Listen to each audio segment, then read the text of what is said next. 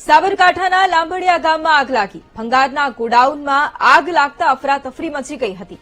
રાત્રે 1 વાગ્યે આગ લાગતા લોકોમાં ભય પણ જોવા મળ્યો. અંબાજી ઈડર ખેડબ્રહ્માથી ફાયર વિભાગની ટીમ પણ દોડી આવી.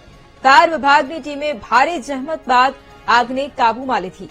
ગોડાઉનની અંદર લાખો રૂપિયાનો ભંગાર બળીને ખાખ થઈ ગયું છે. ગોડાઉન માલિક અને મકાન માલિકને આર્થિક નુકસાન થયું છે.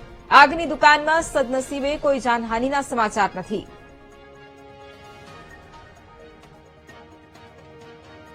તો આગ લાગવાની આ ઘટના સાબરકાંઠા જિલ્લામાં ગોડાઉન માલિકને વ્યાપક પ્રમાણમાં નુકસાન થયું છે. ભંગારના ગોડાઉનમાં આગ લાગવાની આ ઘટના બની હતી. જોકે જાનહાનિના કોઈ સમાચાર સામે નથી આવ્યા, પરંતુ ફાયર વિભાગની ગાડીઓ ઘટના સ્થળે તાત્કાલિક પહોંચી હતી અને ભારે જહેમત બાદ આગ પર કાબુ મેળવાયો છે.